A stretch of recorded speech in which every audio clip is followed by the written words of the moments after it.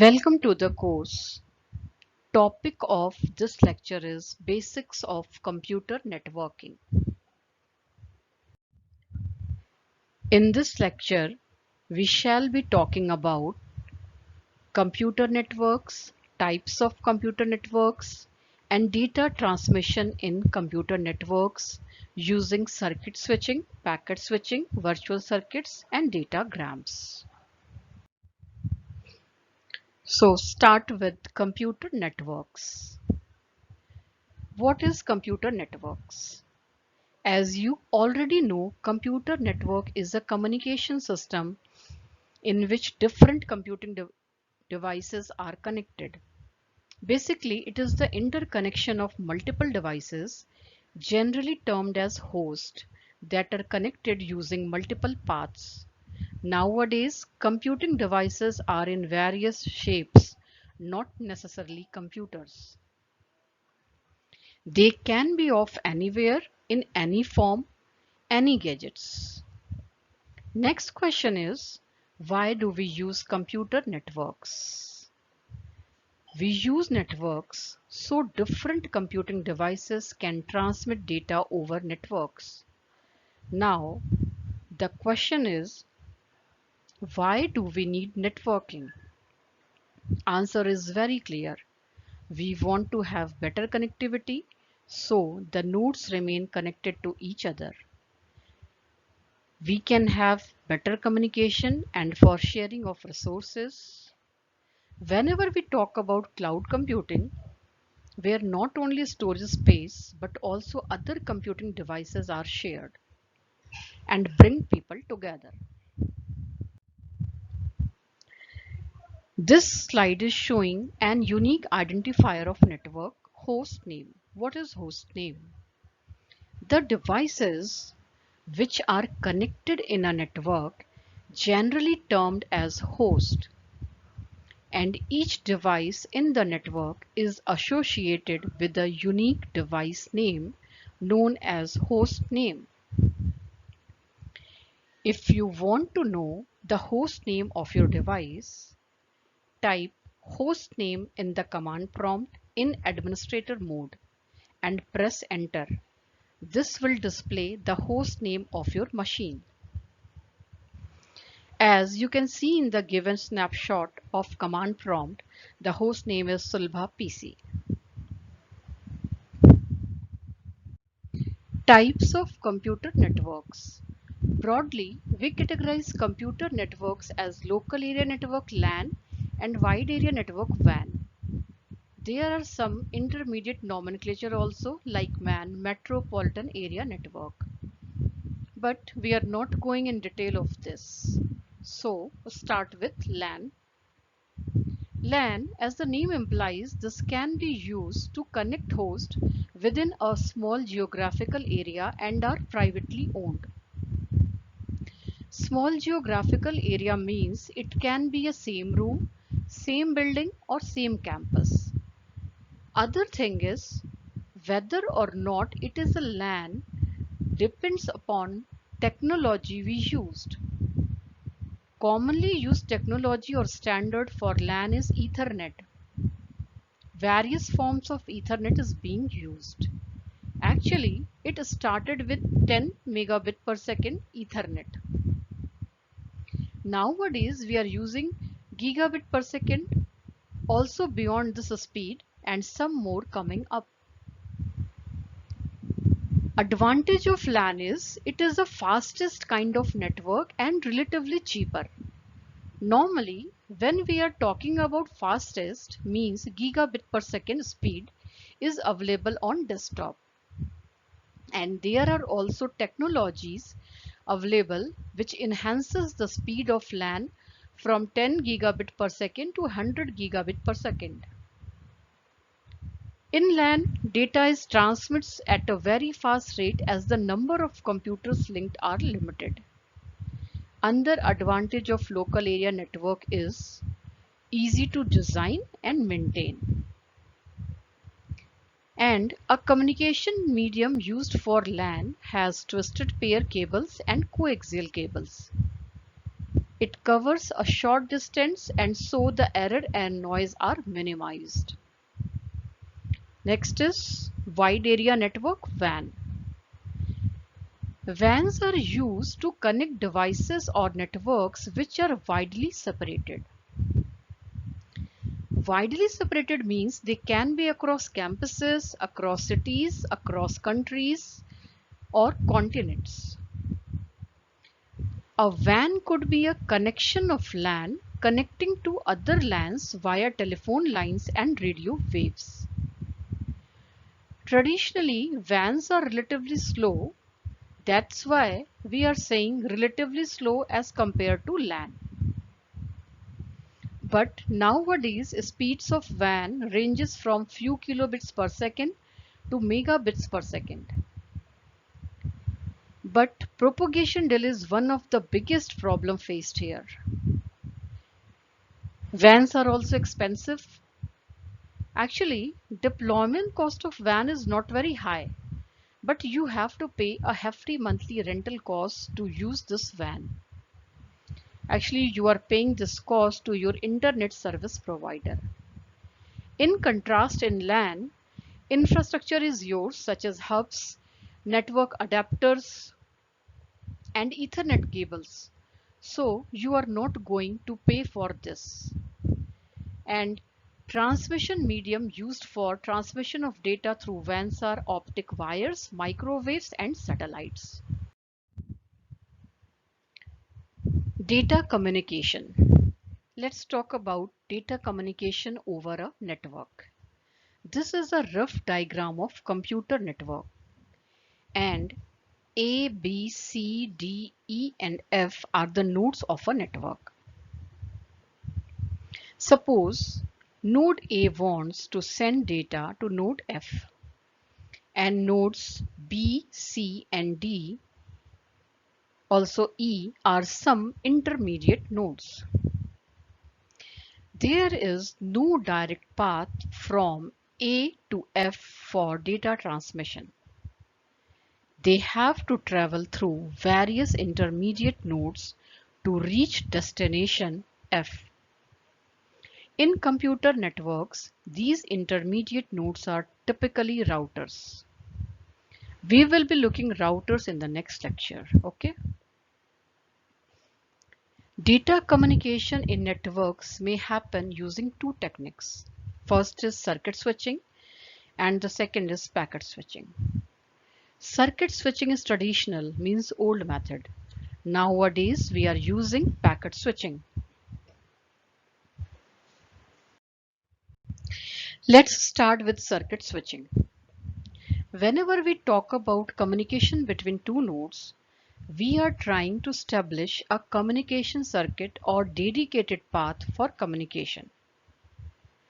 If you remember old analog telephone system, where we dial a number and a dedicated copper path is established from the caller to receiver. Similarly here, when node A wants to send data to node F, a dedicated path is established. You can see here marked as red from node A to node F via nodes B and E. Dedicated path means during the time of data communication from A to F, only this path is used for transferring message or data. The path we are selecting will follow a fixed sequence of intermediate links. Means it will not use the path like A to C, then E, and then F. On each physical link, a logical channel gets defined. Logical channel means something which is guaranteed you, like to give a dedicated bandwidth of suppose 1 megabit per second. Suppose you want a dedicated bandwidth of 1 megabit per second. So all the communication links means link A to B, B to E and E to F guarantees you a dedicated bandwidth of 1 megabit per second. This not means you are only who actually or physically using this link and no one can share this link. For example, link B to E is shared by some other communication also, but this link guarantees you to give the bandwidth of 1 megabit per second for this communication. Let's talk about communication steps in circuit switching. So, in circuit switching, first we have to establish a path before transmission starts between sender and receiver. There are three steps of circuit switching. First is connection establishment. Just like whenever you are dialing a phone, a connection is established. Once the connection established, you can start data transfer. This is second step. Main advantage of circuit switching comes in this step. Maximum speed is possible without any disruption because link guarantees this maximum speed. And this dedicated bandwidth is available until and unless data transfer complete. Once you finish the data transfer, terminate the connection. Termination of connection is necessary because the resources, for example bandwidth, you reserved for this data transfer have to released so others can use this resource for another data transmission. The major drawback of circuit switching is during the data transfer, the communication path is dedicated to a particular data transfer, means that resources cannot be used by others. Whenever you transmit data, data is not transmitted continuously. Normally, computer data are bursty in nature. Sometimes there is lots of data to transmit and sometimes there is no data. So, if you reserve the channel for a particular data transfer, the average channel utilization is not good. But this is good for voice communication because whenever we dialing phone, we don't remain silent, either I speaking or receiver speaking. Nowadays, voice communication is also happens using computer networks. First, voice gets digitized and then flow over networks as data. The next drawback is because of connection establishment phase, there is an initial delay. Next method of data transmission is packet switching. Nowadays, packet switching is most widely used. It is used for long distance communication because of added advantage. The main advantage is we are not dedicating any network resource, for example, bandwidth. All the communication links you are using for your data transfer are shared by other communication also. Because the links are shared, typically there is no guarantee of bandwidth. It not actually means you don't have any guarantee of bandwidth. Packet switching also have some features like quality of service, which guarantees bandwidth. The basic idea of packet switching is when you sending a message or data, first the message is broken up into smaller pieces or chunks called packets, and each packet contains some relevant information about packets called header. This header is attached with each packet because the message is not transferred as a whole. Instead, it is transferring in the form of packet, and each packet transfers separately. This is the basic idea behind packet switching. Message is not transmitted as a whole, but packet by packet. In this slide, you can see Message is broken up into packets and each packet contains headers. Another concept which is used in packet switching is store and forward concept. Suppose we have three nodes, as you can see in the figure, A, B and C. And first we transmit data from A to B and then from B to C in form of packets. As you can see in this figure, data is transmitted in form of small packets. First, we send these packets from A to B and the node B first stores these packets in a buffer. Buffer is some kind of memory space. These packets will get stored here and later on these packets will get forwarded from node B to C. This is the basic idea behind store and forward concept. The reason of this concept is if the forwarding link is busy, so store these packets in buffer for some time, and when the link becomes free, forward the packets. In this way, you can improve link utilization. Second thing is, there is not only a single link to forward the packets. There may be multiple links connected to different nodes for forwarding packets. So the central node B have to decide which link should be choose to forward a packet. Remember one point, this routing decision is done on per packet basis, not message basis, because each packet of a message is transferred independently. These intermediate nodes kept this routing information where to forward the packets in a table called routing table. This routing table decides where an incoming packet is forwarding to. There are two alternative approaches for data transmission in packet switching. First is connection-oriented packet switching or virtual circuits, and second is connection-less packet switching or datagrams.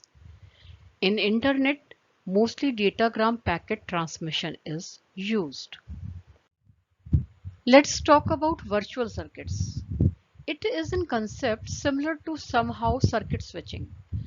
Like circuit switching, path is decided before transmission starts. And once the route is fixed, all the packets of message following the same route. But here the links are not dedicated like circuit switching. Same links can be shared by other messages packets also. This is the difference from circuit switching.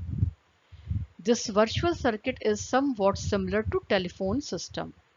In this figure, you can see a route is established from node A to node F and packets are transmitted over only that path. Now see how it is working. The first step is route has to be established. Once the route is established, each virtual circuit will be given a virtual circuit number. And this virtual circuit number is known to all the intermediate nodes. When the route is established and all the nodes get virtual circuit number, each packet of the message only kept virtual circuit number in the header field. Because if the node, suppose B, knows the virtual circuit number of packet, for example, virtual circuit number is 2, then this is the path to be followed. If you have virtual circuit number 1, then you have to go to this link.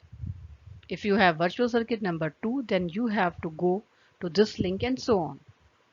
So routing of the packets is based on the virtual circuit number in this approach. During the route establishment phase, when the route is decided to deliver packets is not changed by the intermediate nodes. The only drawback of virtual circuit approach is, suppose if a link of virtual circuit number 2 path is congested, but you have to follow only that path. You cannot change the route of packet, means this approach is not dynamic. Now let us look at datagram approach. In datagram, no route is established before data transmission starts.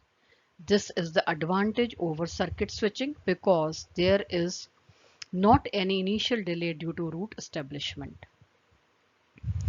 Because no route is established prior data transmission, each packet is transmitted independently. Like postal system, each letter is an independent entity. When you drop the letter in the letter box, you don't bother how it is going, which path it following. You just put the destination address over envelope and drop in the letter box. Same thing in this approach, the packet header contains the destination address where to forward the packet. Each intermediate node can take routing decision dynamically using their routing table. The routing table contains relevant information of routing, where, where to means on which link forward the packet. As we discussed, each packet has a header which contains source address, destination address, and also some other information. Source address is for if packet is not delivered to destination, packet returns back to source address like postal system. And the destination address is for packet destined to. So this way packet is flowing in datagram approach. You can see in this diagram packets are taking different paths for transmission.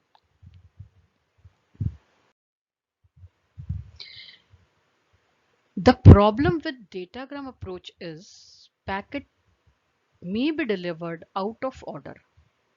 Because the packets are transmitted independently, some packets follow longer path, some follow shorter path. For example, packet number 5 delivered first and packet number 1 delivered last of same message.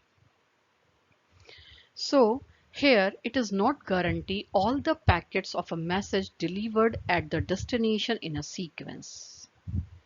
Next problem is if an intermediate node gets down, so all the packets stored in the buffer get lost.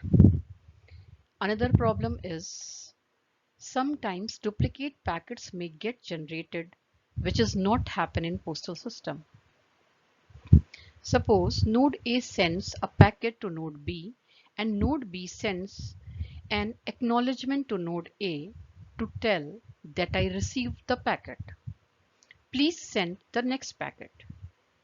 If this acknowledgement from node B is not reached to node A, maybe due to any delay, then node A thinks the packet is not reached to node B and it again sends the same packet. So duplicate packets generated.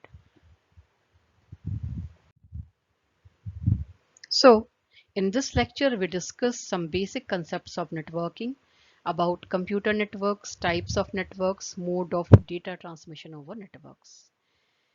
In the next lecture, we will discuss about OSI model. Thank you.